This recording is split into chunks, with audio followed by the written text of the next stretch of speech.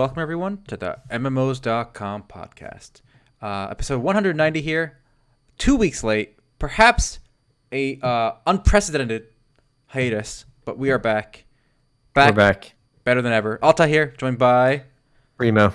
And Altay, that I heard the wonderful intro track once again, and I do really like that song, that little track now. I look forward to it every week, because I don't listen to it outside the podcast, but I always turn my volume up for it, and I do enjoy it. And I feel like, even though we don't really own that track, and I'm sure it's copyrighted, I feel like because we use that track like every week for like 2-3 years now, I feel like it belongs to us now. I feel like we've commandeered it, you know? We've seized it. We've homesteaded it. There we go. It really is ours. Like, who else? Nobody. Like, even the game wherever you stole it from, right? There's no way like enough people played that game to hear it as many times as they heard from us. Shut down. They're not using it. It's ours now. It's ours. We took it. It belongs to Team MMOs.com. So there it is. That's how it works, guys. If somebody's not using an asset and you seize it, it becomes yours. It's called homesteading. Google it. It's real. It's real. It's a real thing. But it's like we're 20 applying years. the copyright now. That's how it works. But yeah, it's been a few weeks. We missed several big stories. Before we get to some serious business memes, there's actually one funny thing I want to share right away. I think Altay showed me this earlier. It was on MMORPG. It was probably the funniest MMORPG related meme I've seen all week. And it's there's a new MMORPG came out of nowhere called Blood Rites. So if you go to the official website out, let's check this game out, boys. This is MMOs.com. We're gonna check this game out live. I haven't even played this game yet. I'm kind of hyped to play because I love playing bad games. But check out Blood Rites. So look at this first. Just look at this trailer. Look at this picture. Okay, imagine this game now. You're this like gladiator dude with this realistic shield. You got a sword in your hand. You got this leather stuff on. You're gonna destroy temple. Right? It's look at the art style. Let's let it sink in. Let it sink in and visualize this MMORPG. Blood Rites.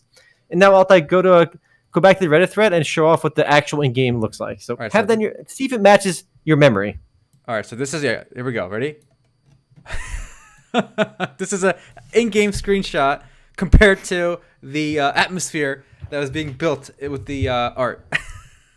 Yeah, it just literally this like dude on a hoverboard. It looks like the art style looks like it's from Audition Online or 5 Street or one of these ridiculous like MMO dancing games. Like, that was not the art style to use on your website. Like, don't show me this gladiator dude with this red cloak and this badass nitty gritty look, and then give me this shit. What the fuck? And there are hearts coming out of the hoverboard too, which is amazing. Someone's got to meme this. It's like, in infomercials, like the product they show you, like the burger they show you in the commercial versus the actual burger. This is like... I thought it was hilarious. I do think it's remarkable that in 2019, boys, it's 2019. Let that sink in for a moment. It's 2019, and we're still getting these random Duker MMORPGs just launching. Like, you can play Blood Rites in 2019. Just weird, just bizarre to me that there are still so many of these really like low caliber, free to play games that are coming out, and Blood Rites is one of them. I haven't played it yet, but I'm looking forward to playing it. Probably, maybe tomorrow morning. Yeah. So I think you mentioned at the beginning. This is a relaunch of a previously launched and closed Asian port from like 10 years ago. So it's not actually a new game, but it is relaunching again in Brazil. And if you don't love yourself and you want to hurt yourself, you can try this game. So check out their website, Altay. Click on the link at the top to go to their website. So if you scroll down, you can see the playable classes. We can play as Archer, Mage, Bard, and Warrior. So look at the Warrior's special abilities, guys. You may not know this, but the special ability for a Warrior is close combat physical attacks. Oh, and he's got acceleration. What does that mean? What does it mean? He can accelerate? I don't know. Look at those special abilities. They just seem kind of like random. Close combat physical attack. I think they call that melee. Yeah. I like how the Bard is like not really a Bard, but like you can see the harp in the back, but they're basically like a healer. Healing. But yeah, that's Blood Rites, boy. That's Blood Rites for you all. There it is. Beautiful game. There it is. All right, now let's get into some more serious business stuff. All right. The biggest launch of 2019, boys. It's finally announced. The biggest MMORPG launch of the year is a game that came out 15 years ago. WoW Classic. Actually, just a couple hours ago, was officially announced for release on August 27th. 27. There's even a little countdown on the bottom of the homepage. It says WoW Classic global release in 104 days, 2 hours, 48 minutes, I feel like it's a little early to put a countdown when it's over 100 days That's true. away. I mean, come on. I feel like there's got to be a standard. So there's got maybe like 10 days 30, or 7 days. I'll even say 30 days. That's my. You cannot go. First of all, you cannot go triple digit days. That's a sin. You cannot go triple digit days on a countdown. It doesn't make any sense. Yeah. I mean, you might as well start counting down for the next year as soon as the new year begins. It's like 364 days, 23 hours. Yeah, it makes no sense. But yeah, WoW Classic. I think Altay and I, especially. I mean, I'm sure a lot of people in the chat as well. We really are stuck in the past. I know I've been speaking for the last few weeks about myself playing Warcraft 3 for the last few weeks. I'm still playing Warcraft 3, by the way, and I've managed to rope in Altay. So Altay and I overseas here in Turkey have been playing StarCraft 1 and Warcraft 3 every day. That's been on our agenda. That's been our gaming experience for the last few weeks. And now we can play WoW Classic when that launches. Yeah, Omar finally roped me in. My goal was to wait until Warcraft 3 Reforged comes out, which is their remaster. But I couldn't hold to my principles. I got sucked back in, and we're playing a bunch of custom games. It's a lot of fun. It's actually a lot more active than I thought it would be. StarCraft 1, the scene is kind of dead. The custom game scene is dead. But Warcraft 3 is still popping. Every day there's a whole list of private games to play. If you look at the numbers, actually, the numbers actually hold pretty well. Warcraft 3 gets 15 to 20,000 players on any given time. And it's an old game. It's not even on the Battle.net launcher itself, right? So despite being 17 years old now, Warcraft 3 still gets respectable 15,000 players online. That's amazing. If it was on Steam, it'd be one of the most played games on Steam, and we'd be talking about it a lot more. So it's still really incredible. I think when Reforged launches, those numbers could be 50K. It's amazing. Yeah. A little disappointed to see that they announced the WoW Classic launch before Reforged. Because I think that obviously the two games will kind of compete with each other for a bit there. So I was hoping this one would come out first, Warcraft 3. But whatever. Probably this year still. I'm gonna play WoW Classic though. I am hyped to give it another whirl, and I'm gonna double down here, and I'm gonna say that it will be the single most popular server in World of Warcraft. I think there's an unbelievable amount of hype out there for the game, and anyone that says there's no hype, the game's it won't be big because people could be playing on private servers this whole time. But your average player doesn't know about private servers. I feel like people that say that they overestimate the average person. I mean, the average person has a good job. They go to work. People that played WoW back in 2004 Classic, the people that hype for this, they're busy. They have lives. They don't know about private servers. So I think WoW, they're all going to come back for the nostalgia for WoW Classic. I think they'll do amazing. I mean, we've seen the numbers on Nostalrius, all those private WoW servers. The number of players on a single private server are huge, and WoW Classic will have a bigger reach than all of that. Yep. So I think it's going to do amazing. I think the private servers, like you said, probably appeal to people like us who never really stopped gaming from high school. We kept with this, we kept spending our time online on computers, etc. But there are a whole host of people. The vast majority of WoW players, they probably played in high school, had a lot of fun with their friends, and then when they went to college or got jobs, they just stopped playing games altogether. So they have no idea about private servers, and you got to change your host files. So they have no clue what that is. When they see this advertised to them, on a football match or whatever, they're gonna go play with their old buddies from high school or college, and then it's gonna be huge. It's gonna be huge. Going to be huge. Going to be the biggest MMORPG launch of easily the last, honestly, it might be the biggest MMORPG launch the last decade. I mean, it's going to be huge. It's so weird to see that a game, a classic server for a game is going to have this much hype for it. And I cannot wait to see the numbers. I really do think it's going to shatter everyone's expectations. I could be wrong, but my money's on it's going to be unbelievable. And I'm going to be playing it. I'm looking forward to playing it. I know, I'm not sure if I'm going to play Horde or Alliance yet, whatever my buddies play with. Whatever my buddies play, so we can all play together. I will say I think this is very good covert advertising for their main game, which is the current WoW. A lot of people I think are going to subscribe to play Classic, and then they're going to realize, wait, I'm not 18 anymore. I have responsibilities. I can't grind 12 hours a day. Let me go try the modern version, right? And in the modern version, you can play an hour a day and get everything done because there's a checklist, gameplay, daily dungeons, whatever. So I think it's actually a lot of people are going to resubscribe to play Classic. A lot of people my age, 30 plus. And then they're going to realize, oh, wait, I can't keep up with this anymore. But let me try this other game that I heard bad things about. It's not really the same thing, but it's more like a checklist gameplay. And they're going to actually stick with the main game, the current version. No, I think you're underselling what made WoW Classic magical, or any of those old MMORPGs. I think a lot of games became more casual and easier, right, and less XP required to broaden their audience, right. But that didn't mean the people that played back then prefer the new systems. I think games like even MapleStory, World of Warcraft, Dark Age of Camelot, practically every MMORPG ever has basically made it easier to level up, has made the main story much less grind and easier in difficulty, right? The main story, obviously WoW still has difficult, Mythic Dungeons, but that early experience and the full PvE experience early on has been made very easy. That's been done, I think, to broaden the MMORPG audience and to get casual players. Those people that played back then, I don't think they're going to dislike the hardcore experience of classic WoW. I think that's an appeal to them still. Look, you're right for a current subset, a small subset, but think about it. Like I was saying, like you were saying too, the average guy doesn't know about private servers, right? And that same average guy no longer has the free time to keep up with the old classic WoW, right? That's true to a degree. Look, after he gets home from work, he's got 8 hours to himself to fap. And 8 hours? No. Listen, he works for 8 hours. He works 8 hours. He sleeps 8 hours. He has 8 hours for everything else. Not WoW. And guess what? WoW is 8 hours. So you have 8 hours of WoW, 8 hours of sleep, 8 hours of work. Come on. Fine. That guy will. No, you're right. That guy will play on the classic server. You're absolutely right. Right. But for every one of those people, there are 8 people or 10 people. They have 1 hour. They have 1 hour before the missus nags him to dinner. Okay, listen. If you're playing classic WoW, they ain't no misses. I'm putting it out there right now. All right. If you're excited for classic WoW, the odds of a misses goes down. All right. No. Wait, yeah, you're right. But so that's what I'm gonna say. They're gonna try classic WoW because they're gonna remember. Oh, remember in high school I used to play this and I was so cool. So they're gonna go try it again. They're gonna realize it's not for them. But there's this other version that's like the simple version. And you can still pretend like you're playing WoW, but you just click. You're just getting free stuff every week for doing nothing. Those Lootboxes. Mm-hmm. They're gonna go over there. Yeah, I mean, it'll obviously bring people into the main game as well. I mean, I'm still excited for classic WoW. I just want to relive the experience with everybody else. See how everyone is like. I just want to see whether it's Goldshire, Barrens. I want to see a lively area where people are fighting for boars and killing wolves, and just a packed area where people are shit talking in general. So I think the Baron's chat or the regular chat, like it's gonna be way more moderated now than before, but still I'm looking forward to that experience quite a bit.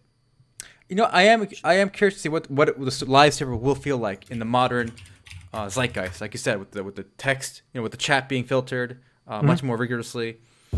I know currently, Blizzard has it's one account, so if you get banned from WoW, will they ban your other WoW your other Blizzard games, right? Your accounts. Mm-hmm. So I do wonder how that's going to change the dynamic. Yeah, should be fun. Again, I'm going to subscribe just for it. So I'm looking. That's the game. Honestly, I'm still a bit more hyped for Shadowbringers, only because I've been playing Final Fantasy 14 a lot lately. But I don't know. I could end up playing World of Warcraft a bit more. Because who knows? So Mark, you and I were talking a little bit about kids these days, as we often do. Kids these days. And how they like Fortnite, they don't like classic hard games, and I want to share an article that I think I did mention to you before, but how weird it is to be a kid today. So here's an article from Polygon. Fortnite is free, but kids are getting bullied into spending money. So apparently, if you use a default avatar in Fortnite, and your peers at school, they bully you. It's like a I don't know what they call it, a social status thing. Like you got to spend money. So this kid apparently, and if you read the article, the kid basically comes home, he's crying to his parents, like nobody would play with me, nobody wants to play Fortnite with me, and the kid's like, well, why? Like, are you bad at the game? Like, no, he's good at the game, he's okay at the game, but it's because he doesn't have a skin. They don't want to play with the kid who doesn't have a skin. He can't find any friends. Listen, it's a social indicator, all right? He's got to have a skin to show off how cool he is, obviously. It's like how kids used to they still do, obviously. Like they need certain sneakers to be cool at school. So I guess now Fortnite has really penetrated the mainstream, where you need, instead of having cool kicks or sneakers to show off at school, whatever people buy these days, they have to get Fortnite skins. It's pretty odd, but makes sense with how universal Fortnite is. I mean, my response to this article is I'm that fish in the top right over but it's kind of weird, but it kind of makes sense. But, I just think it's crazy. It's so cringe. I cannot believe. What would imagine the shock to the parents, like when the parents heard this, what do you think went through their heads? Like, I cannot believe what's going on in this world. Yeah. Well, it must be just a tailspin for them. It is. It's so weird. Now, here's the funny thing. Now, according to this article, Fortnite has actually got rid of the default skin. And I haven't launched. Really? I haven't launched Fortnite in many months, so I'm not sure what that means. Like, does it mean every time you get like a random skin each time you start the game? Maybe someone in chat who plays the game still can tell me. Interesting. What do you mean that they got rid of the default skin? Yeah, I'm not sure what that means, but I don't know. Kind of memey right there. Mm-hmm. Yeah, I got a fun short mention from earlier. We were doing a little tier list where we put Echo of Soul in our E list. There's a game coming out, Altay, that nobody asked for. Okay, it's called Echo of Soul. Echo of Soul Red. Okay, the geniuses over at Korea Studios, or whoever makes this game. All right, they're making Echo of Soul Red, a mobile port of their game, and not only that, they had the audacity to say that we're building Echo of Soul into a franchise. The guys that make Echo of Soul think that their game is such hot shit that they're going to be able to license it out to like all these other game studios to make multiple Echo of Soul titles. The blue, green, yellow. Am I the only one that played this game? It was ass. There was nothing here. This was a generic piece of shit, free to play. I mean, look, I like generic piece of shit games. I played it for a while, but there was nothing here. There was no special sauce. Pretty sure it's shut down like a few times. And I'm pretty sure it's being published on Steam by its own developer now. I think Area Game had it, and maybe somebody had it before them too. But it shut down at least once. All right. There's no reason for this one. Can we take a moment to just unpack how worthless this trailer is? I hate trailers like this. People that make trailers that literally just show off a logo, like, just don't do that. Just give us a picture. Like, listen, like, realistically, if I had a button in front of me and I could press it and it would kill whoever made this trailer oh my God. and their extended families, I press that button. Don't let this get no Infinity Stones for you. No Infinity Stones for you. No Infinity Stones for Remo. But listen, like, it's the most frustrating thing is when you look forward to, like, obviously no one's looking forward to this game, so it's not a big deal. But if you look forward to, like, I don't know, like Metal Gear Solid or that new Death Stranding game, and like the trailer you see is like this goddamn logo with like some text. Come on, nobody wants to see that shit. Don't. It is like the biggest tease in the world to show a trailer. You know, you find I didn't see the trailer before you watch it. This is garbage. It's not as bad as the concept art because at least it's quicker. You know, ooh, I hate the concept. It only robs you of 20 seconds. The other ones rob you of like a 2 minutes sometimes. It's just an image though. So concept art, like whatever. Or what's even worse is if you have a video that just shows off concept art. I mean, I guess it's still better than the logo, but like, come on, don't make a video of concept art. Put the goddamn art in its own like gallery and you can watch that, right? I think most of you in the chat would press that button. All right, real talk. Epic logo reveal, right? Look at those flames coming out. All right, they had some quality video editors work on that. All right. If I had to hire you to make these flames come out that logo, how much would you charge? All right, what's the going rate for flames coming out of a logo? I think it's about time we get some real Western graphic designers on the payroll for these Asian MMORPG flips. All right. Speaking of these old games we were talking about earlier, AvA Altay relaunched on Steam. Alliance of Valiant Arms, and this actually, the timing is actually perfect because if you guys have been on Twitter recently or literally Reddit or anywhere, there's been the meme going around from Grand Theft Auto where it goes, oh shit, here we go again, where that black guy walks forward. That's literally Alliance of Valiant Arms. Okay, this is literally that meme because this game came out on EG back in 10 years ago, 2009. Okay, this game came out 10 years ago on EG. It shut down, okay? It wasn't a bad game, but whatever, it shut down. And then it got picked up by Area Games. And then, of course, whatever, the game shut down again. Okay, gone. And then, en masse, the guys that publish Terra are like, hey, Alliance of Valiant Arms, that's what people want these days. They want to play, 5-year-old Korean games. They licensed it. Now it's on the en masse launcher. Well, a couple of years later, no one's playing it. They shut it down. So now, Red Duck, the Korean developer's like, Alliance of Valiant Arms, our game is the best. Everybody loves Alliance of Valiant Arms, and they released it again. So for like the 5th time, this game is back, boys. This game is back. Though to my surprise, Altay, the game has over 1,200 players online right now. I don't know how. Am I retarded? I can't even find the. It's called AvA Dog Tag. I'm sorry, Altay. They renamed it AvA Dog Tag. Dog Tag. Yes, because like soldiers wear dog tags and how cool that is, That's so cool. There's 694 players online right now, which is not bad. For a 10-year-old Korean shooter. I mean, honestly, look, like, if people like out there might be like, oh my god, AvA is such a good game, don't fucking shit on it. Listen, I played AvA. I played hundreds of hours of AvA back when I was on EG. Played a little bit on Area, not nearly as much. I played it maybe like once when it was back on the en masse launcher. I play this game a lot, but there is no reason if it's 2019, guys. If it's 2019 and you find yourself playing AvA, there's something wrong. Something went wrong in your life to be playing this game in 2019. There are just so many better free-to-play shooters. You can play CS:GO for free now. I mean, if you're like, if you have a Korean complex and you want to play Korean games, go play Black Squad. It's just a better game. Black Squad is just better than AvA. All right, I'm calling it. All right. There's no reason you should find yourself in 2019 playing AvA Dog Tag. I think there's a fundamental sign that something has gone wrong in your life. It's not doing so hot on Steam, actually. I know the numbers are pretty decent, but these ratings are pretty awful. 47%. 600 players play online right now. I wonder if it's all nostalgia. I wonder if there's any new players coming to this game. No, if they do, they've stumbled on there. They're gonna they'll play for like a couple days then quit. Like somebody said, the free to play CS:GO is bad. Like there is maybe one aspect of AvA might be better than CS:GO, and that's like Danger Zone is probably the most garbage game mode in the world for CS:GO. So maybe I'd rather play AvA Dog Tag than play Danger Zone. All right, I'll give it that. But there are just some games in 2019, guys. Like there are some games in 2019. If you're still playing, there's something wrong. Okay, obviously I wouldn't put like good games like WoW or RuneScape on that list, but like AvA Dog Tag is on that list. All right. Yeah, it's just Warcraft 3 definitely not on that list. Okay, I've been playing Warcraft 3 nonstop. That game is not on the list. It's a good game. This first gen of these Korean shooters have definitely been outranked, outclassed by newer ones. Iron Sights, Blackout.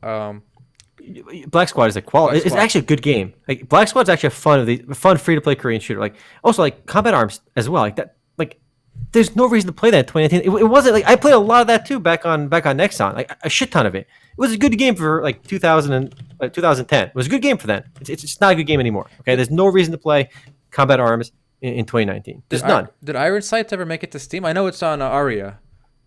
Iron Sights I barely played. So it wasn't bad. I know we played it when it first came out. It was not bad. Mm-hmm. It was on Area, so I don't know if I've ever made it to Steam. And unfortunately, Guns. If you're playing Guns in 2019, there's nothing wrong. Go play. If you're playing a Guns private server, good for you. Guns is a respectable game. I have respect for Guns. It's a good game. It's a different game. Like there are games that there's nothing else quite like it. Okay, and AvA is not one of them.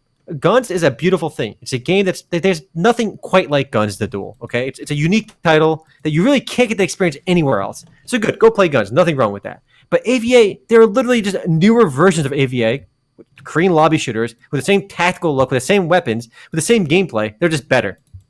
So, no for AvA, yes for Guns. There you go. Combat Arms, yeah, it's still around though.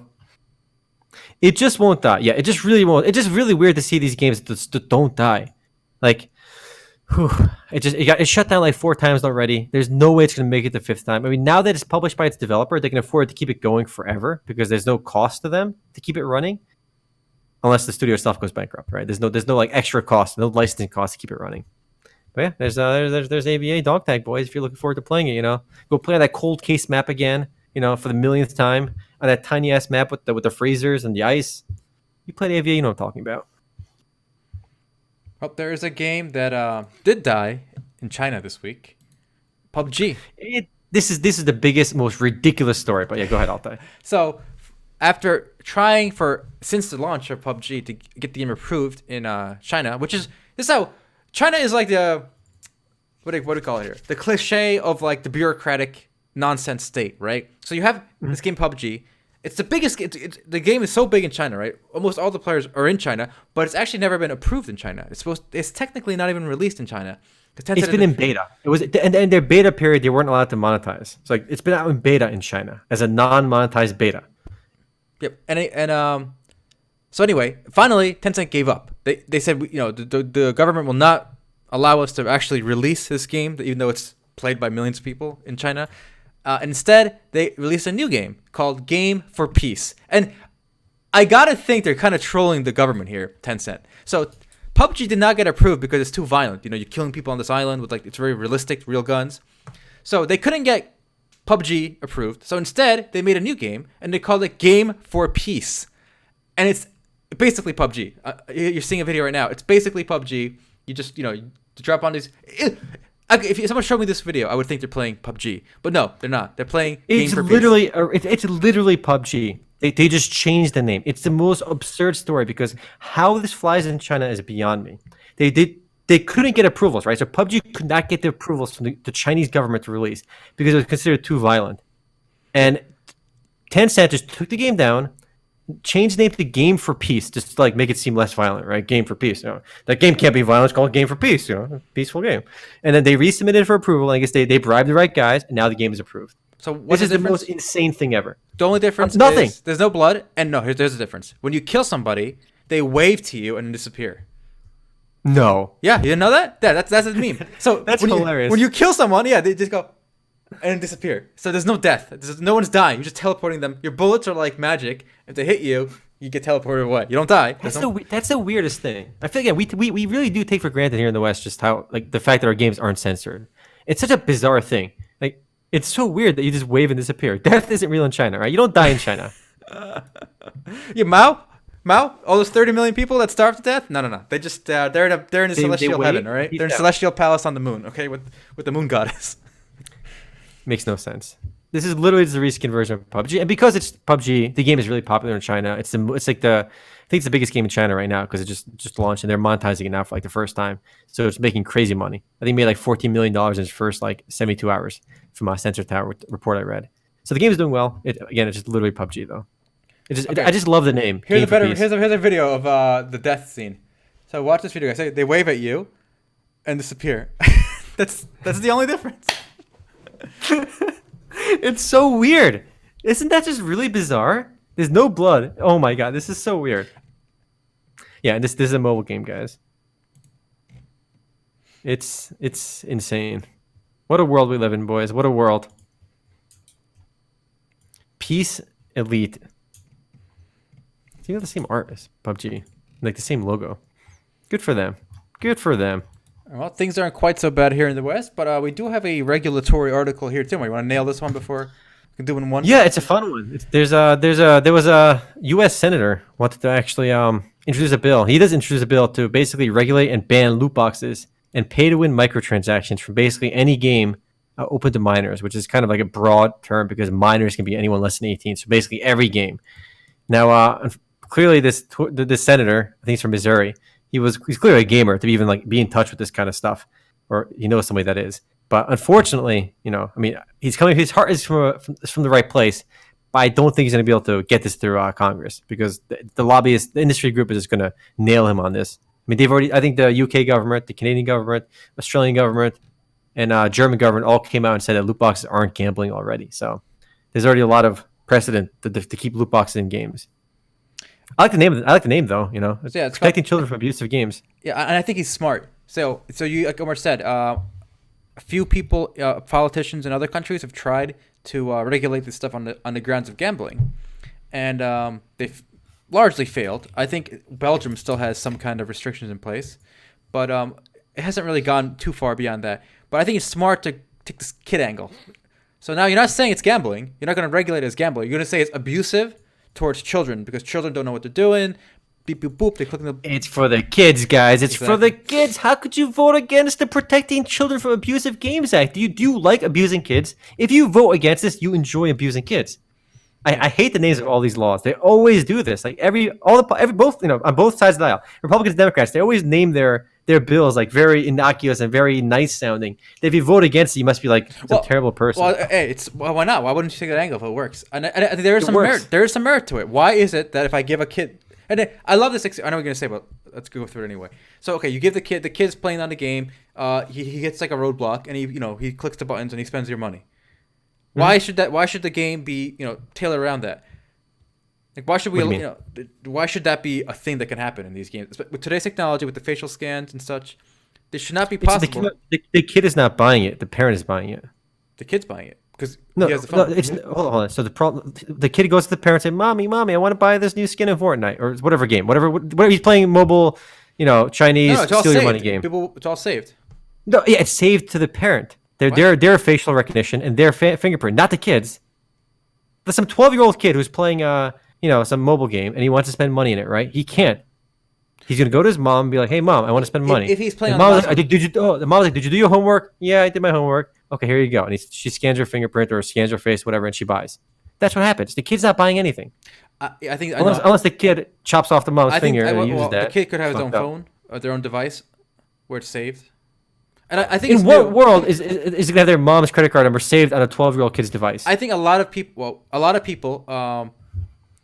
have a situation where the kid knows the password, like the Apple ID, right? Because they get tired of asking, like, mom, what's your password? What's your password? What's your password? I think a lot of kids know their parents' passwords. I think what you're referring to, I think, is a small part of like the problem, right? I think most of these games marketed towards kids, they're asking their parents. The parents are okaying the spending money. That's what's happening. I think.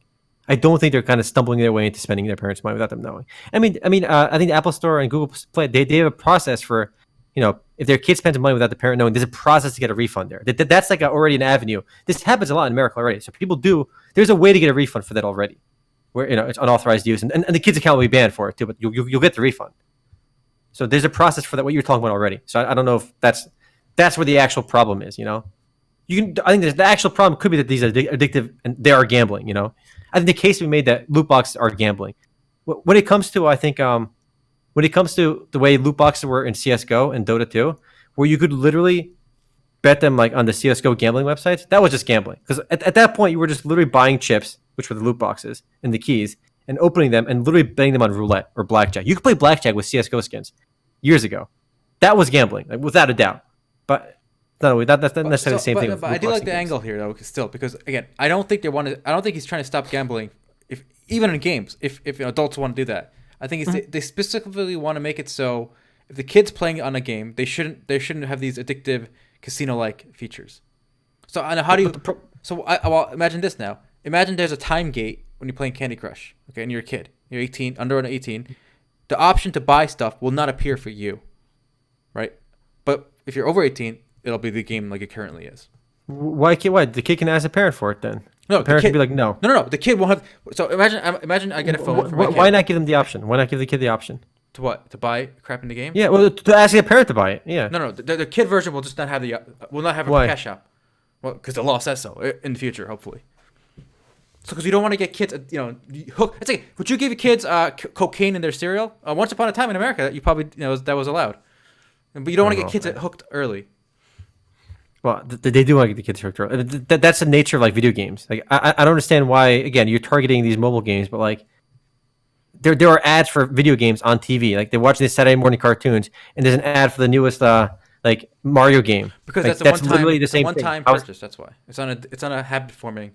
Fine. So can I have the microtransactions up to $60 and then they disappear? I don't know. Why does Mario get advertised on TV, but I can't do this? You can have games that cost money in the App Store. That's fine. I don't think this bill would be targeting that. I don't look. As much as everybody hates microtransactions, I don't think they should be illegal. It just seems weird to have for it. Kids, for kids. No, again, I don't think. I think Candy Crush as is fine. I don't think they need to change the way Candy Crush is made because some kids you think might be get addicted to the game or something. This doesn't make sense to me. I think it's a good idea. I think first of all, not going to happen. Though. I think we'll get better games. By the way, if we punish microtransactions, we'll get real games again. So I'm all for using the heavy hand of the state to get what I want. That's basically what it boils to. This bring back to my rant from earlier. I wanted to talk about it really. Years ago, like and for a long time on this podcast and on MMOs.com and back at MMO Hot Days, we used to talk a lot about how every game just kind of copies each other. Where Runes of Magic was just a WoW clone, Four Story was a WoW clone. You have DF that model of DF Dungeon Fighter Online was basically copied by Vindictus was the same company, but then you have all those instance dungeon persistent hub style games like Soul Worker. There's like 100 games like that, right? There's so many games that kind of copy each other, but it's never been so bad as it is on mobile because on mobile there's only like 4 kinds of games. I can't tell you how many games there are with the hero collector model, where you have like 1 to 5 star heroes you collect and you equip stuff with them. Games like Epic 7, games like Fate Grand Order, that genre of gaming where it's absurd. There are at least 1,000 games like that. And like every time I play a mobile game now, like it's one of these 4 genres. And I actually saw an ad, I think on Twitter or somewhere recently for this anime waifu game. And I got tempted. I saw this busty lady on there, big old anime titties bouncing up and down. And I clicked on the ad, I'm a guy. Click on some anime titties once in a while. Game's called Aurora Legend, by the way. All right, game's called Aurora Legend.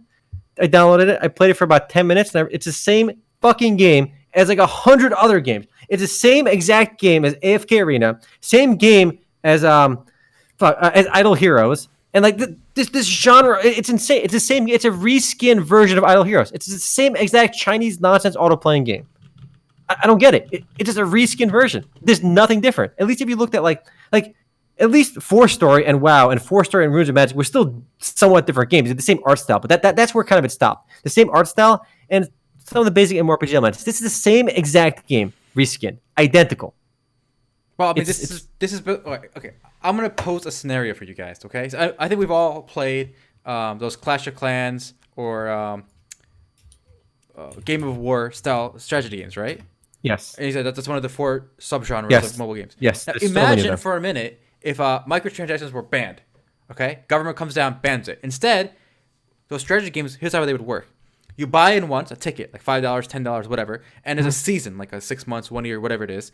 And within that, there is no microtransaction. If you want to train the little barracks, you gotta wait 10 minutes like everyone else, and you all fight. You make guilds, and there's a winner after 6 months, and then it resets. Wouldn't it just be better for everyone? Who would lose in that scenario? The game companies would lose. No, they can charge $10, $20. They can compete on. Well, they can make more money with the current system. But yeah, as a gamer, obviously that's where it's at. Okay, a gamer, and I think the developers would enjoy it more because they'd have to compete on gameplay mechanics, right? Then Clash of Clans would have to add new features, all these crazy things. They compete on. They wouldn't just compete on hiring different models for commercials on the Super Bowl. Like that's the vector right now. Whoever you can get to download your game, since they're all addictive and they're all based on microtransactions, right? So the only cost isn't the development cost. The games are all clones, right? The cost is the marketing to get on board the new idiots who haven't fell for this trap yet, this addictiveness nature. Just get them on board, milk them for like $1,000, then their base gets destroyed and they quit and they cry. Right? That's a current system, right? It is the current system, yes. Look, I do think. So why do we support that? Because what? More freedom? Like I don't understand. Basically, yeah, more freedoms. That's why. Because I do think we as gamers just get better products. Then I do think microtransactions, especially on the mobile front, they end up giving us worse products for sure. But I just have a problem with legislating what they can and cannot do, because I think a lot of unintended consequences. Isn't that what legislation is to begin with? Yes, if we can surgically target this industry with this regulation, yeah, I'm all for it. Why not? That's what that bill was. That's what that bill was. If you're under 18, you cannot be confronted by microtransactions. That was the bill. It was laser targeted. It wasn't like a broad, like we're going to ban soda. I don't know. It just comes down to that, but that opens the doors to other similar. I don't know. Okay, so you can easily make the argument that Metal Gear Solid is a violent game, right? So we can't let kids play Metal Gear Solid. So here's how we do it. You have to have like 2 different versions of the game or something, and add all this extra costs for the developer. I don't know. It just okay. In the name of defending kids, you could do a lot to ruin gaming. Here's a hot take, boys and girls. Hot take. Here we go. So Omar is giving us basically a slippery slope argument, right? More or less, right? That's yeah. Okay. As we speak, Omar and I, even though we're in Turkey, we're still U.S. citizens, right? As we speak, our government is sending a aircraft carrier fleet into the Persian Gulf to threaten Iran, another sovereign nation. If our government can do that, our legislative body can do that, the slippery slope is gone. Okay, we can do anything. Okay, so don't tell me, if we regulate loot boxes, we're gonna be in communist Russia tomorrow. No. We're dropping nukes. We got space programs. No slippery slopes. All right, the slope has been slid. There's no more sliding in the slippery slope. I don't understand how military operations by a government is equivalent to regulating video games. The point is, we have given our legislative body authority to nuke other countries. Okay? Yes, we have. Yes, we have. Therefore, there is nothing that they cannot currently do. Right? Giving them the power to regulate loot boxes could. That's irrelevant. Our legislative body today can legally get you, a U.S. citizen, killed without due process. Right. It's happened before. But you fear that. Yes. But you fear that if we I don't understand. If we add to this weight, okay, so here's the weight, right? Here's the balance. We've given him all these powers we just mentioned: killing me, sending aircraft carriers, space programs. But if you think we add that last grain of sand, regulating loot boxes, right? We add that, boom, the whole system's gonna blow up, right? That's what you're saying. No, I think it's gonna open the door to regulation of video games, and unintended. They can only do that. The door's open, baby. They could do it, but this is gonna justify it then. Or in order to protect kids, we gotta stop violent video games. What? They could do that too.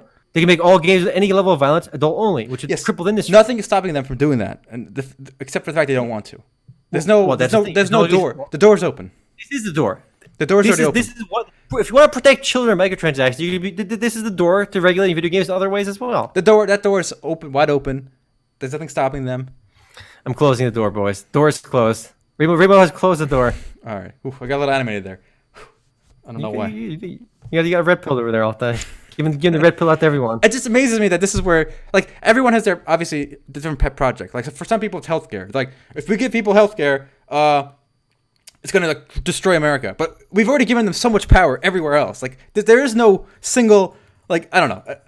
It's not the right place for this, but nothing's going to happen, all right? If we ban loot boxes tomorrow, they're not going to ban violent games. The world ain't going to end. No, they're not going to. Just because we ban loot boxes doesn't mean they're gonna ban violent games. It doesn't mean they're gonna make games illegal. They're not gonna, that's these are all separate issues. All right. Anyway, let's move on to a fun topic where at least we can see some games doing some different things. There's some hope, boys. There's some hope. Now, who knows if this game is ever going to come out? But I doubt anyone's ever heard of this game. It's called ReWorld. All right, put on that video all the time. Put on some ReWorld. All right, these guys are trying to do something a little bit different, so good for them. And I guess they're kind of going with the model I've talked about in previous podcasts, where basically it's player-created content.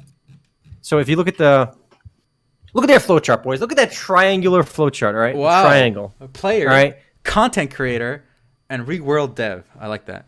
So they want to basically make it so players can make their own content in the game, almost like the Roblox model, where players will get paid for making content and selling it to players in an MMORPG world. And they're doing it specifically for an MMORPG, whereas Roblox was kind of all about mini games, right? So they want to take that model and make a game out of it, which I think would be pretty awesome because it's 2019, boys. Warcraft 3 has not been updated in like the last 10 years, and I'm still playing it because of the player-made mods. Okay, same thing for StarCraft 1, same for StarCraft 2. A lot of these old games that are built on player mods, people. Some of my friends are playing Skyrim in 2019. Skyrim in 2019, boys. You know why? Because that game's got some crazy mods. Mods have kept Skyrim fresh after all these years, and there's a reason why it's still one of the most played games on Steam. Player mods. So if you can make an MMORPG like this, I think again, if you do it correctly, it's the future, boys. And I'm rooting for ReWorld as well as any other company trying to do this because I really think you don't have to do a great job either. You do a mediocre job with the system, it'll take off. The player creativity will take over, and it'll be amazing. Yeah, and I think not only does this game look beautiful, but they're actually making 2 versions of it, right, Amor? You mentioned that? Yeah. There's 2 versions coming out now. Clearly, here's what happened. They're making a MOBA, right? But here's why. Whoa. Yeah. What? Why? Which is bizarre, right? Here's what happened. They probably started developing this game years ago, right? And the MOBA train started happening, right? And they're like, okay, guys, have one team work on a MOBA because that shit's hot. Shit's fire right now, right? And then like years later, now MOBAs are fucking dead. Like there's no more new MOBAs coming out, right? So like, fuck, we already made this game. I'll just release it anyway. Who knows? It's just weird. But they have a MOBA. They have a 8-player MOBA coming out too. Impressive. But yeah. But I'm more interested in the MMO like you as you are. And what's remarkable is this actually looks.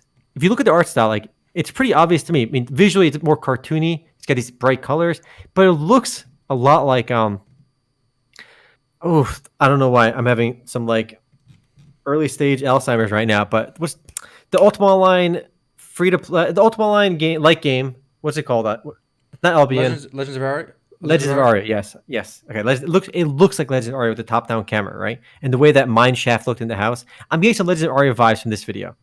I'm getting some Breath of the Wild vibes here. Yeah, from the colors, yes, from the art style. But like the overall camera and gameplay looks a lot like Legends of Aria. And what's interesting is Legends of Aria used to be called Shards Online, and they were supposed to be exactly what this is, a full-blown like MMORPG maker. That was their vision from the get-go, where they were going to make player shards, player servers, different rule sets, modding, all that good stuff.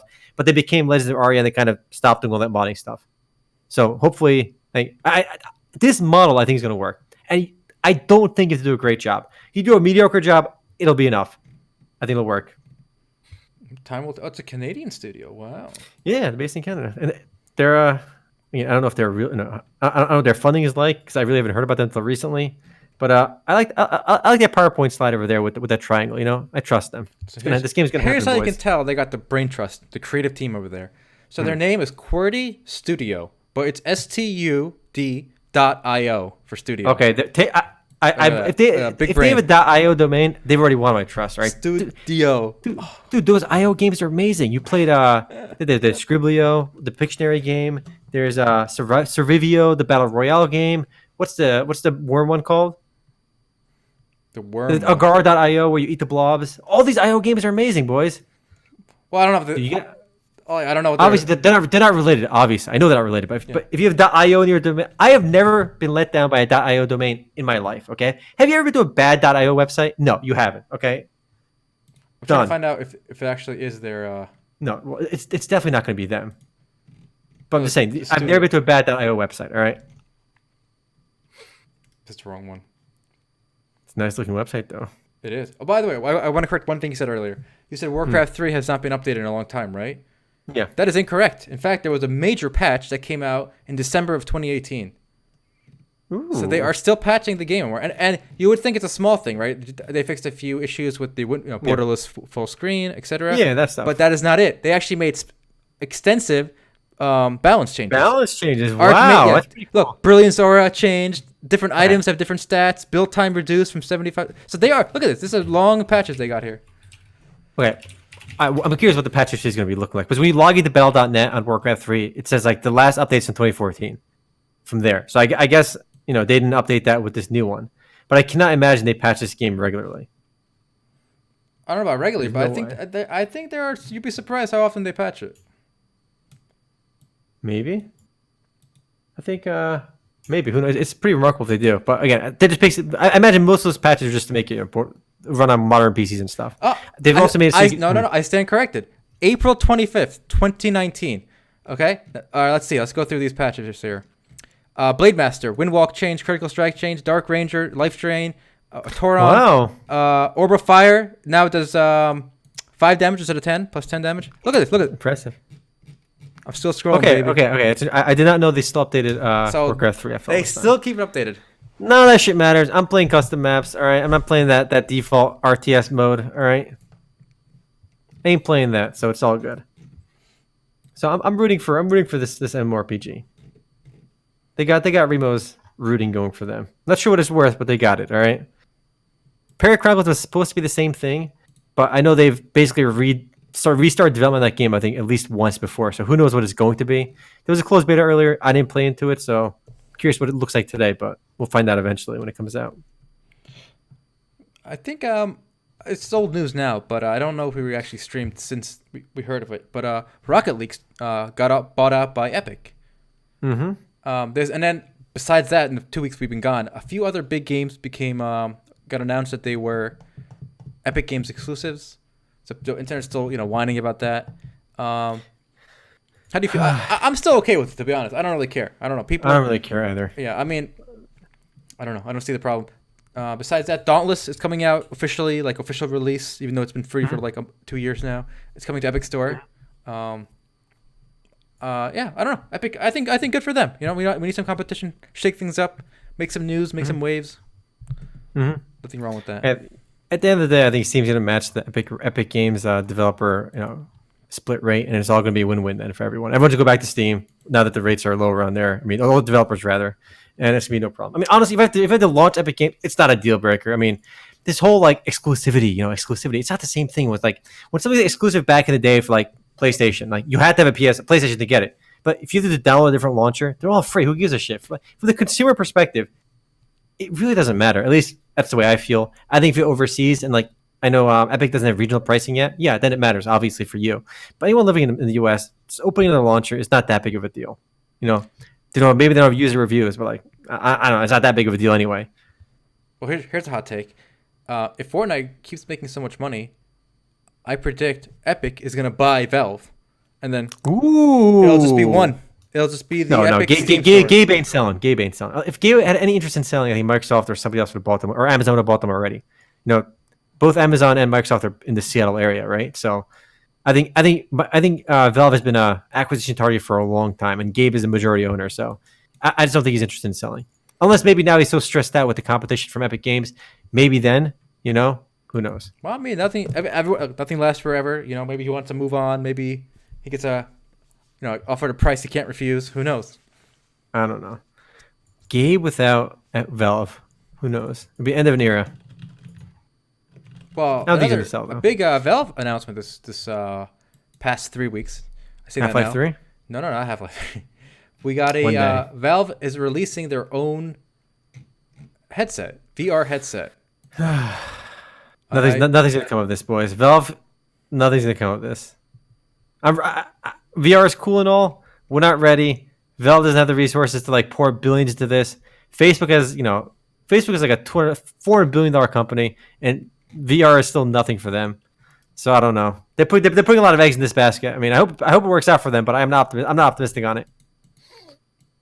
But I think that's a silly name. What was it? Forgot. Index? Yeah, Index. Index was the name. Hmm. I think this is what they've been working on for like the past 3 years. And I don't think it's going to... There's no secret sauce to this compared to the existing ones, so I don't know. Yeah, I don't know. What's really sad is that the resolution changes on like there's no like big upgrade in resolution on any of the new VR devices from the first Vive to even the Vive Pro to all the current stuff. There's nothing. It's such a minuscule change in like improvement. And after all these years, you'd think there'd be much better resolution, like maybe like 50%, 60% improvement, but no, nothing. So the tech is still just very weak sauce right now. So hard to get excited, boys. Hard to get excited. This is interesting. So this is the first one that's not even going to use OLED. It's going to use LCD technology. It's going backwards, boys. Yeah, this seems like it's going backwards.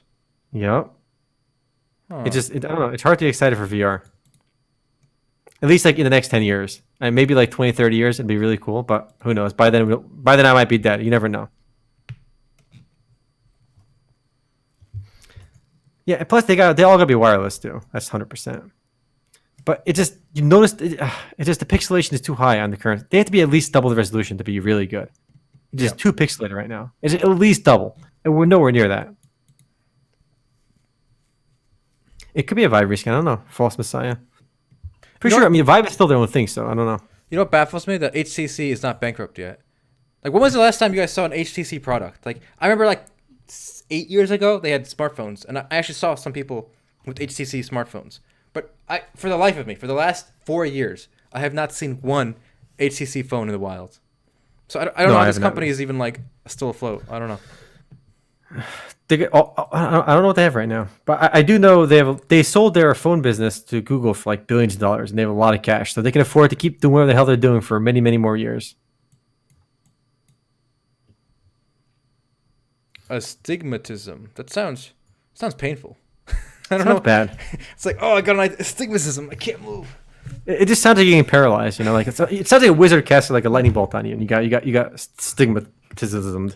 I don't know. Anyway, Altay, we have Caravan Stories. Remember that game? You mentioned it like literally like a year ago. Yes. It's finally happening, Altay. It's coming out. But it's coming out on PS4, not mobile for us in the West. That is bizarre. I did not see that one coming. Let me tell you. Well, Thought I saw it all. PS4. Thought I saw it all. They have a release date too, July 23rd. I don't know. We'll see how it does. This is a mobile game in Japan, right? Yes, it's a mobile game in Japan, and we're getting it on PS4. Weird. Yeah, it is weird. I don't know what to make of that. That's just odd. But yeah, we'll have it. I mean, are we gonna get a mobile version eventually or no? It hasn't been announced. But I suppose if you really want to play the mobile version, you can like switch your Google Play Store to Japan and download it. But I don't know. Yeah. True. Oh. The guys that made Star Trek Fleet Command got bought out recently. I didn't know that. Fortunately, there's no number here. It's a mobile pay-to-win game. Another one of those. Blessed Unleashed. At least that's a different game. I mean, I'm not gonna buy it just because of on principle, but don't play it, boys. At least it's a different game. Whereas Caravan Stories is literally just a mobile port to PS4. And I think Zen Exile nailed it. I think they realized that the Western audience still has an allergic reaction to the term mobile, right? In a way that Japan does not. Japan and China and Korea have embraced mobile as as equal to PC gaming. Like they don't discriminate, I guess. But here in the West, we still haven't swallowed the mobile pill, So we asked about Star Citizen. We should talk about that. There was a pretty big story on Star Citizen on Forbes, which Altay and I both read. Yeah, very interesting article. Long, extensive recap review of the saga, and it's a pretty damning article, I gotta say. They did have a little bit of a bias. I watched a few videos about it too. Yes, it's true that they randomly insert a few odd things to make, kind of reveal their biases, trying to make it look really bad for Star Citizen. But you know what? Their facts are right. Everything they say is factually correct. So it's worth a read. A lot of you watching probably already know most of what's in here already, but basically it's mismanaged up the wazoo. They're blowing hundreds of millions of dollars. The guy, okay, here's the thing too. This game, there's no game out yet, right? He says he's paying himself. There's something playable out. Yes, you can play something. There's like the FPS module. There's the space fighting module, but there's no like grand experience. There's no persistent universe. There's not like this overarching experience. You have some segmented experience. You got garbage. You got garbage. But my point is, there's something there. Okay, I agree. It's not what we were promised. It's nothing. It's nothing impressive yet. But here's the thing, though. He is paying himself a competitive salary with other CEOs of gaming companies. So he's putting himself in the same category as other like the EA CEO, the Activision Blizzard CEO. I bet he's paying himself multi millions a year. Millions a year, yeah, probably. And I think that he didn't reveal how much he was getting paid either. I mean, I think they inquired about that, which sure, the guy's allowed to make money too, obviously, but considering where the game is, and why is he allowed to make money? I mean, legally, I guess he is, but look, he crowdfunded this money. He should start. He should take a salary after the game comes out or is launched. There's the thing too. I really think when it comes to crowdfunding, at least personally, if you take money from fans to crowdfund a project, you as the project manager, the CEO, shouldn't get paid. Or listen, if you have to eat, I get that, right? You should if you quit your job to work on a project from Kickstarter or where you raise money, yeah, pay yourself like 20 grand a year, 30 grand a year, whatever you need to actually literally to eat and live. That's it. That I personally could not see myself ever taking anything beyond that if I took money from other people. Otherwise, I feel like I was cheating other people. It just wouldn't be fair to other people. Well, don't forget, not only is he paying himself a comparable salary with other CEOs, but he's got his wife and brother on the payroll too. Of course. The article didn't say it's a scam, but I'm saying it's a scam just based on that part. Just the fact that they're misusing funds just to enrich their own family at the expense of the hordes of idiots, still giving them money. If you gave them money, like $30 or whatever, oh, cool, that's fine. I got no problem with you. But why do you have to keep pouring thousands into it? I don't understand that mentality. I'm pretty sure I got an email recently that another CitizenCon is going to happen soon. We wouldn't have yet another convention for Star Citizen. Are you excited?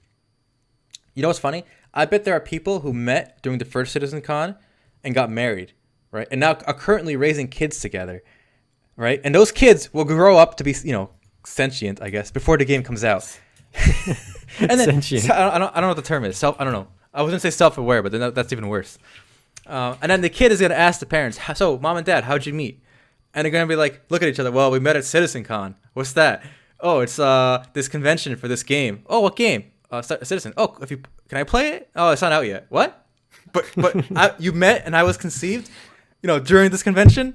He's like, yeah, but maybe when you'll meet your future spouse at the CitizenCon, 21, and then you'll have a kid and you guys can play together. Okay, it's amazing. All right. Again, the game's first Kickstarter was in October of 2012, and I think in that Kickstarter you told me before that was with 1 year in development under their belt already before they went to Kickstarter, right? Is what they said? Yes, they said it was in development before Kickstarter. So if it was in development in 2011, it's been a cool almost 8 years for Star Citizen boys, and I don't know I don't think they're good. This game, the MMO vision doesn't seem to be coming together yet. Soon, TM. I do find it remarkable though. It is amazing to me how much money they've raised. So whoever's in charge of their marketing, whoever's in charge of their monetization teams, they're doing the whole CitizenCon. They have subscriptions. They have a subscription section. They sell these $2,000 ships that are limited edition runs. They do this whole spiel and they tell an amazing story. I guess the story. This whole community around Star Citizen, I think, is amazing. That it's been able to extract $200 million or whatever they're at right now from their backers. I think there is a definitely cult following here too. That's kind of bizarre. I watch a few of these YouTube reaction, video game kind of videos, and one of them said that he knows the people who were threatened for exposing or talking negatively about this game. They received personal threats by Star Citizen fans for what they said. Now, it has not happened to us, but we're obviously small fry. But just the mindset you got to be in for a video game. That's not even out. It's not actually a video game yet. But That's the thing. I don't understand. I never really understood that loyalty.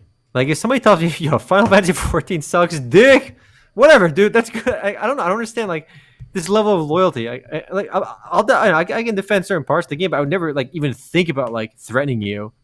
Or it's just bizarre that you can have that level of loyalty to a game. yeah. And Pistol said like, okay, basically she still has hope, which is fine, and then she's not putting any more into it. I know people who pre-ordered StarCraft Ghost the day it was announced because they wanted a new StarCraft game. And even though that game took like 10 years and they canceled it, he kept the pre-order, right? That's fine. You want to put a pre-order in, you want to support a game, that's cool.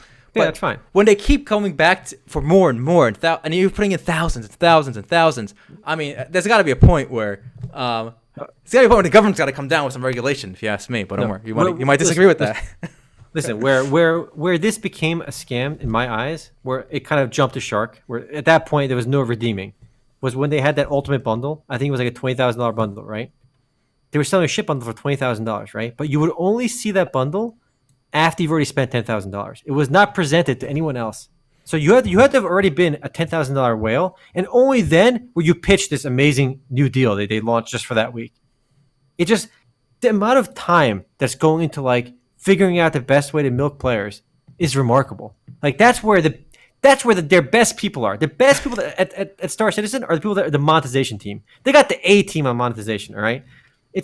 They're putting so much thought into extracting money from players that it's just so weird.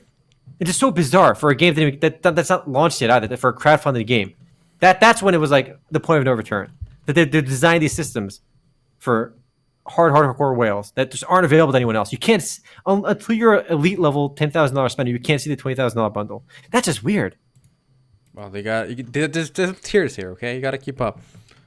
Mm-hmm. And I think I leaked here earlier this weekend where there's actually a new bundle you can purchase in Star Citizen. It's a motorcycle. Ooh, how much is my motorcycle? How much is my virtual motorcycle? Well, you can buy them individually, or you can save a bundle by buying them as one bundle. And I mean, who wouldn't buy them in a bundle? Makes sense. You got to buy your motorcycles in bundles. It's about value. Buy a six-pack. It's about the value, guys. So here we go. $450, and you get a cool set of 1, 2, 3, 5, 10, 14 motorcycles. 14 motorcycles, dude. That's like $30 a piece. You'd be crazy now if you don't buy this deal. You're crazy. Everyone, buy that $450 bundle. The Rough and Tumbril Pack War Bond. All right, buy that shit. How else can you Mad Max this desert planet with the oil refineries without 14 motorcycles in your back pocket? All right. All right, you just gotta drive all of them.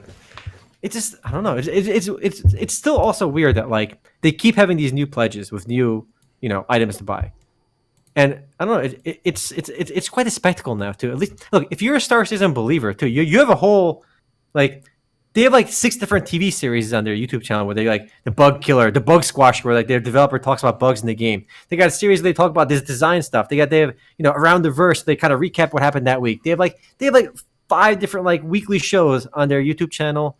They have a subscription on their website.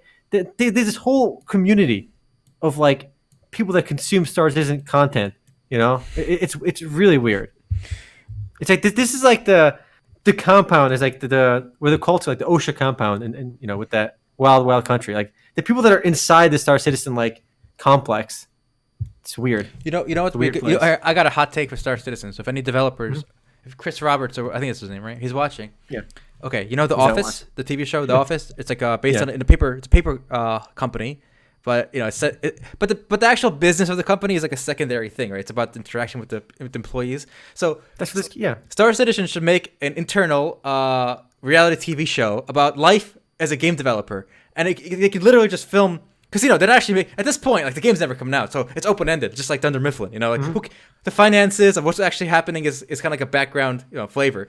But I want to see I want to see developers form love little triangles. I want to see them fight with each other and animosity with the different developers in the back offices.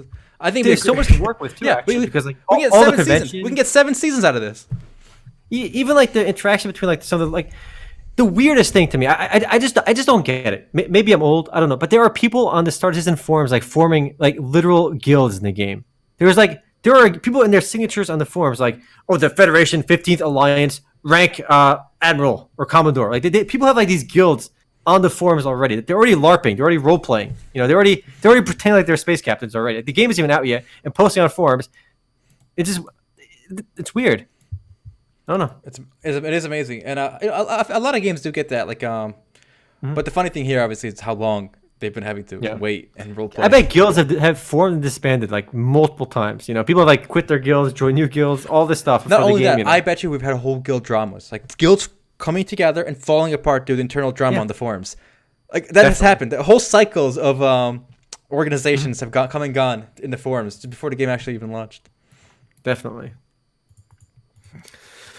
I mean, I hope to play Star Citizen one day. You know, I don't know if it's gonna happen, but I hope to do it. I'm just curious how this whole saga unfolds. I am interested in the Star Citizen saga. It's very entertaining. It's very interesting, and I'm still hoping something comes out of it. Pistol says, "I've already been involved in Star Citizen guild drama. I would love to hear that off stream sometime." Chaos. I mean, given how many pledges they have, there's definitely some people that have probably pledged and died already. They've raised 220 million since 8 years or 7 years they've been on since their first Kickstarter. I think we actually talked about that a few months ago in one of the lawsuits. So one of the people who sued the company asking for a refund said, "Listen, in 2012 when I gave this company money, I thought it was going to come out, in 2015, whatever." He says, he actually has an illness. He has some kind of atrophy illness or whatever. He says, "I'm literally going to die before this game comes out, and I want my money back." Because this was not, it wasn't the promised schedule. But he actually lost the lawsuit, so he did not get his money. Right, whoa. Yeah, did they give the poor man a refund? The guy has a degenerative disease where he's actually going to die before this game comes out, and they wouldn't give his money. Yikes. It's amazing. Chris Roberts got to eat, all right? Man's got to eat. All right? Yeah, it is odd. That's I like that emote, the bloody F. That's the most appropriate use of that emote. Holy shit. Yeah, you're right. You know what? Plot twist. They should just release a Battle Royale mode. They should release a Star Citizen MOBA, Star Citizen Battle Royale module, whatever you want to call it. That's what like Azure Creation did unironically, right? Like, hey guys, we know our game is probably never going to come out, but here's a Battle Royale game you can play. It was the weirdest thing. Like, how does that happen? How do you go from like promising this like in-depth MMORPG to be like unironically being like, hey guys, by the way, here's a Battle Royale? Like, what? Did this actually happen? It's so weird. Like, and I don't know. It's just like, wait, weren't you guys supposed to be working on like, the MMORPG? Yeah, but we're also working on the Battle Royale. Like, what? Like, it just changes this, like, adds extra shit for you to do. It's just weird. I don't get it. Good times. We got to put Azure Creation on the LOL list for our tier list as well. Right? Yeah, we got to read up on that. I haven't really kept up on what's going on with these games. Mm-hmm. What happened in the end with Ashes? It's still going on. I don't know. It's still going. There is no end. The beauty of these games is there's no end. It used to be that MMORPGs don't end because it's open-ended, sandbox. But now even the development phase is open-ended. So it doesn't end. Yeah. You get to keep talking about them and updates, and it never ends. Infinite content. There you go. Infinite content, boys. You create them with the content with the forum post. The forum post is the game, all right? We could break this podcast into like 20-minute segments. Every week we talk about 20 minutes Star Citizen, 20 minutes Chronicles of Valeria, 20 minutes Ashes Creation, and we could just keep doing it. We could keep this going forever because they won't come out. So every week, boom, boom, boom. Listen, what's remarkable is there are YouTube channels dedicated to Star Citizen right now. Okay, that talk about all the new ships. That talk about like every new patch, the change logs, the design notes, like. The amount of content that's been created for Star Citizen, there has been YouTube careers made out of people talking about Star Citizen. All right? Oh, yeah, I believe it. Yeah. That's remarkable. It's intense. All right, there's one hopeful story, boys. One hopeful story we have to talk about. All right, let's get out of this. Let's get some hope in our lives. All right, no more despair. All right, Zenimax apparently is working on a new AAA game. I hate that type AAA. Someone's got to make the first Quadra A game or Penta A game. All right, 4A, 5A. What is this 3A bullshit? Everyone else is doing 3A. You got to do 4A or 5A or 6. It's like Trump. I think when they asked Trump about 5G, he's like, yeah, 5G, good. We can work on 6G as well. He's literally making. Somebody's got to do a Quadra A game. All right, who's gonna be the first one? All right, Star Citizen can be an S tier game. They should do that like an S rank game instead of A. Jasuyan, thank you for the $10. $10. Much love. We haven't seen that pouring in a bit, so Yeah. glad to see him hop on by. Anyway, at least Zenimax is working on a new game. At least it's who knows what it's going to be, but it is Zenimax Online, so I'm hoping it's some kind of MMO. They're obviously the guys behind ESO, and Elder Scrolls Online is still doing pretty well. So hopefully we get some new MMORPG out of them. Yeah, ESO has What could it actually been possibly I don't know, but ESO is a success story, definitely. Every year it's going from strength to strength. It's getting better and bigger. I see a lot of people playing it. Big expansion coming out, so that's a good one. They really turned it around. I know ESO got a lot of shit when it came out, but they stuck with it. Their new game, it's going to be a new IP as well, so it's not going to be like... Do you know it's a new IP? I read that somewhere. I don't know. You read that somewhere? I believe it. I believe it. It came to you in a fever dream. Maybe. Have you ever had a dream you were playing an MMORPG, Altay? Yes. Yes, I have. Really? What game? Tell us the story. Oh, actually, I think I wrote it down. I think I told you the story. So I had a dream that we were at a mutual friend's wedding, even though he's not married. So, but I don't even know if he's seeing anyone. But anyway, we were at his wedding, and he was fighting a giant alligator during his wedding, and we were kind of watching. So the alligator is about to kill him. He's losing to the alligator. Then a ninja teleports and cuts the alligator in half. And you and me we're not fazed by this. This is like normal. And then we ask, why did the ninja? Just another wedding. Yeah, where did ninja come? How did he get here so quickly? And then you know what I said to myself in the dream? It must be a populated server. That's so. and then I just moved on to the next part of the dream. You know, the dreams are like in blocks, right? So like, and then when I woke up, I'm like, that was weird. Good. So I have had dreams about MMOs. This was actually recently, like 2 weeks ago. Yeah. I do feel like you're not a real gamer unless you dream about MMOs. I've had a couple for Final Fantasy 14 and WoW back in the day. It makes sense too, because if you're playing like if you're ever in the hardcore like grind, right? When you're in the rhythm, like when you're in the zone where you play like 8 hours a day, that's my cutoff for being in the zone where you're playing 8 hours of one game, generally nonstop besides eating. That's when like your dreams become about that game, which is normal because if that's like your whole waking experience, you're obviously gonna dream about that. Yeah, this is already too much to talk about dreams, but it always shocked me when people like are surprised by their dreams. Every dream I've had has literally been what I was thinking about or doing hours before I went to sleep. Like it's never a surprise. Like when you think about it, it's always what you were doing or thinking about or watching or listening to. Generally. Like I don't know what people are surprised about these things. They're surprised because they're always disjointed and weird and somewhat related. But yeah, I'm looking forward to no lifing probably Shadowbringers when it comes out. It's been a while since I have not sat down and played like an MMO for like more than a few hours in a long time. I had a lot of fun playing Final Fantasy 14 like 10 hours a day when the last raid tier came out. So hopefully I'll do that with WoW Classic and Shadowbringers, and that'll be fun. That's in July, right? I think you said June, July. Yeah, something around there. It's weird now. So many games have this early access period where it's only open to pre-orders and they like the full release date. I don't like that. It's just weird. I pre-ordered to get into the early access anyway, but like it comes out a few days later for everyone else. So it's like June 28th. Yeah, early access June and then July for full release. But at least it's a pre-order. Like what's good is like Square Enix has not gone to the point where they're like completely milking players. Right? Imagine if Shadowbringers had like the game is $40 by the way, right? So let's say they had a $70 edition, $70 big dick edition, right? And it gave you early access. And if you bought the $40 edition, you didn't get the early access, right? So many players would buy the $70 edition, right? Yep. If they could monetize that early access if they wanted to. I'm glad they don't, because it'd be kind of a douchey move. Because I buy the early access period too, so I don't fall behind.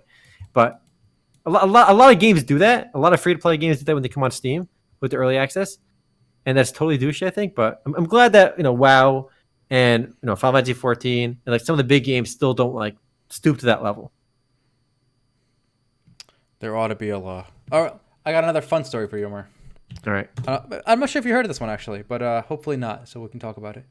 So remember last year at BlizzCon, the big line. You all have phones, don't you? Yeah. Well, this year, they don't want to be embarrassed again, so they're actually requiring you to have a phone to come in to BlizzCon. And the way they're doing that, it's a little roundabout, but basically, you will require a certain mobile app, and so when you buy your ticket, it will be on the mobile app. So when you go in, you gotta scan your barcode or whatever that shows up on the app. No more physical badges? No more physical badges. You need to have. I saw my physical badge from BlizzCon in Vegas. Well, it won't do you any good. You need the mobile app with the QR code to get in, and this is being spun as like, as them basically saying, well, now we know you have a phone, okay? Because you got in. All right, if you got in, you must have a phone. You got to play Diablo Immortal. We can't risk being embarrassed like that, like last year. There you go. The only problem last year was they weren't sure if everybody had phones, but now they know everyone has phones to get in. All right. Yeah. And there's a little bit of a meme in this this post. Basically, this guy, the top comment in this Reddit post, I'll link it here, guys. He basically said the app that they chose to go with for their mobile ticketing system is basically spyware.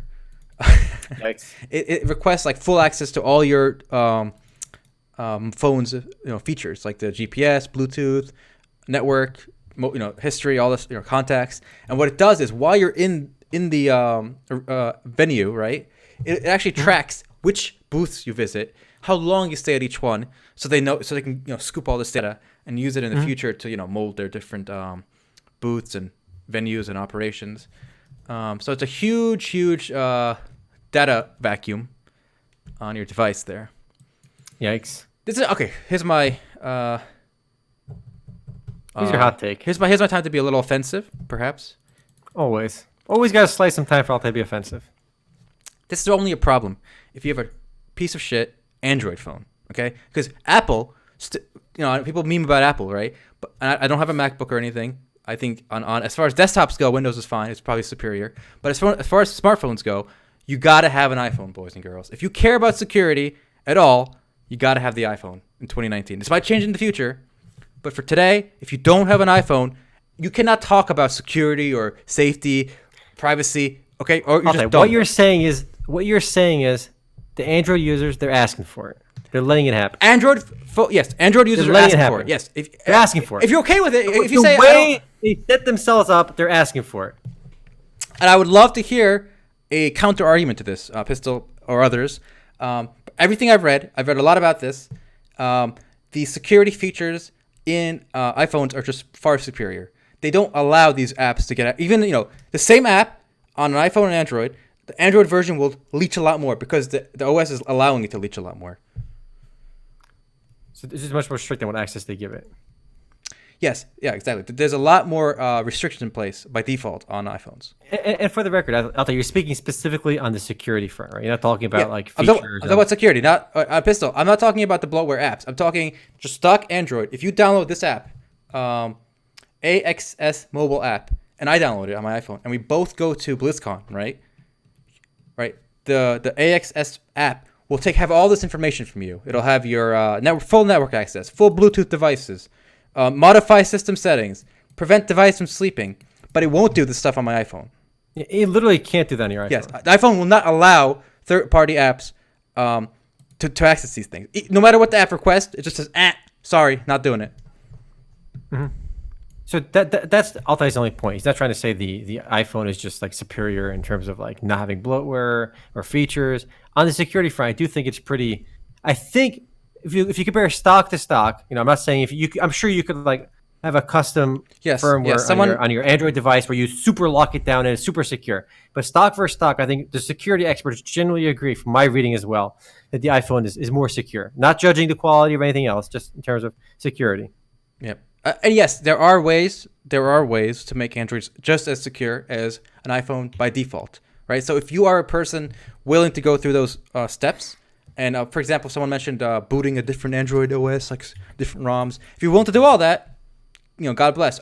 Also, if you don't care about your GPS location being shared, God bless. Nothing's gonna happen. At the end of the day, if Blizzard, tracks your Bluetooth location at the venue, nothing's gonna happen, right? So if you don't care about that, we're on even footing. But don't come to me, and people have done this, say, oh, security is so important, privacy is so important. Oh yeah, I use an Android. A stock, regular Android. No, you don't know what you're talking about. All right, that's it. That's my spiel. That's your spiel.